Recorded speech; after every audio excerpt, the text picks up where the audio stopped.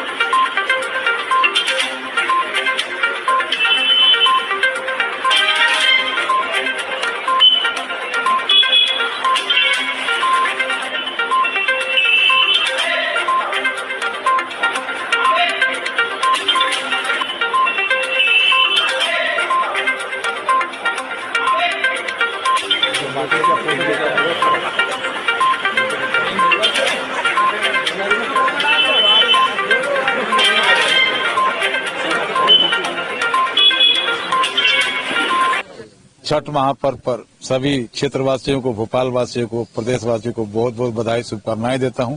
आज ये देख रहे हैं हमारे रविंद्र भैया का, पुरुषोत्तम भैया का, रविंद्र भाई का विशेष योगदान है, जो आज इसका बाउंड्री वाल से लेकर छठ का कुंड और यहाँ तक आज हमारे बीच में आप पधारे हैं। इनको मैं समिति की तरफ से बहुत बहुत बधाई, शुभकामनाएं देता हूँ।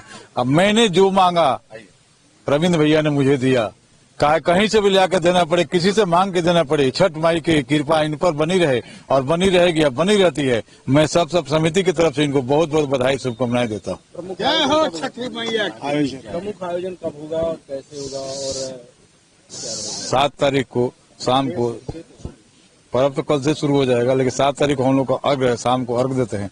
दूसरे दिन हम लोग पर्व को विसर्जन करते हैं 8 तारीख को। 7 तारीख पहला अर्घ। मेरा नाम राजेश्वर सिंह है। सबसे पहले सब लोगों को नमस्कार।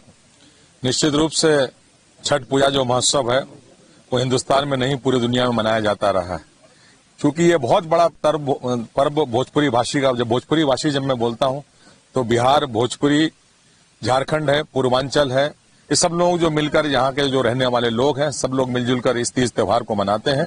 और उसी कड़ी में आज यहाँ पर हायर सेकेंडरी चौराहे के पास चर्च के सामने यहाँ पर एक विशाल छठ घाट का यहाँ पर बहुत दिनों से पूजन यहाँ पर हो रहा है। माताओं बहनों के लिए यहाँ पर पूरी व्यवस्था की जाती है। हमारे साथी आदरणीय श्री राजेश्वर सिंह जी इसके अध्यक्ष हैं और इनके द्वारा इनके अथक प्रयास, लगन और मेहनत से इस घाट को सजाया और संवारा गया है। और निश्चित रूप से 7 तारीख से छठ मैया के गीत यहाँ पर गूंजेंगे और कहीं न कहीं जब गीत गूंजेंगे तो कहीं न कहीं छठ मैया का आशीर्वाद भी हम सबको प्राप्त होगा। इसी शुभकामनाओं के साथ मैं एक बार फिर छठ पूजा महोत्सव की सब लोगों को बधाई और शुभकामनाएं देता हूँ। बहुत धन्यवाद। निश्चित तौर पर मेरी ओर से और मेरे पूरे समाज की ओर से छठ मैया की जो यह पर्व है उसकी बहुत ढेर सारी बधाई एवं शुभकामनाएं ज्ञापित करता हूं। और एक भोजपुरी समाज एक ऐसा समाज है जिस पर भगवान सूर्य भगवान की अस्त से लेकर के और उदय तक अर्घ दिया जाता है। और हमारी माताएं और बहनें जो 36 घंटे लगातार पति और पुत्र की उपासना करती हैं, उनके जीवन की लंबी उम्र की उपासना करती हैं, निसंदेह यह बड़ा ही प्रशंसनीय है और बड़ा ही विकट पर्व है। इसकी लाख लाख बधाइयां। निश्चित तौर पर ये जो आप घाट देख पा रहे हैं कितना सजाया और संवारा गया है, इसमें अथक मेहनत लगी है। और पीछे अभी तो हम देख रहे हैं कि बहुत सजा है, लेकिन इसके पीछे जिन लोगों ने भी मेहनत करी है, राजेश्वर भाई हमारे मित्र हैं, उनकी पूरी टीम को बहुत बहुत शुभकामनाएं ज्ञापित करता हूं। और ये कहता हूं कि क्व सूर्य प्रभावो वंशः क्व चाल्प विश्यामति तितृस्तरम मुद्देटापि सागराय। जिस प्रकार से सूर्य से उत्पन्न हुआ वंश और क्व चल्प विश्यामति, हम छोटी छोटी बुद्धि वाले लोग ऐसे ही हम पूजा करने की कोशिश कर रहे हैं, ऐसे चलने की कोशिश कर रहे हैं जैसे सूर्य को दीपक दिखाना। तो निसंदेह सूर्य की उपासना करना और उनकी पूजा करना, उनको अर्घ देना, ये जो भोजपुरी समाज कर रहा है उसके हम सब कायल हैं। और मैं सभी इस समिति के जितने भी लोग हैं, मैं सबको बहुत बहुत बधाई प्रेषित करता हूं। धन्यवाद। यह महापर्व सूर्य देव को अर्घ्य देते हुए और अपने पुत्र और पति का दीर्घायु के लिए यह महापर्व रखा जाता है। और ये जो बिहार के जो समस्त जो समाज हैं, आज ये पूरे देश में भव्य रूप से मनाया जाता है। आज जहाँ पे जिस छठ घाट में बैठे हैं, ये गोविंदपुरा विधानसभा क्षेत्र का बहुत प्यारा छठ घाट है और इसके सम्मानीय अध्यक्ष आदरणीय राजेश्वर सिंह जी विगत कई वर्षों से यह महापर्व बड़े धूमधाम से मनाते आ रहे हैं। इस छठी मैया के इस महापर्व में मैं माता रानी से, छठी मैया से निवेदन करूंगा, प्रार्थना करूंगा कि समस्त मानव जन को सुख समृद्धि प्रदान करे। बहुत बहुत धन्यवाद। आज ये पर्व पूर्वांचल की धरती से ऊपर उठकर मध्य प्रदेश ही नहीं, पूरे देश ही नहीं, विश्व के मानचित्र पर कोई देश और कोई राष्ट्र नहीं बचा जहाँ छठ का पर्व नहीं होता हो।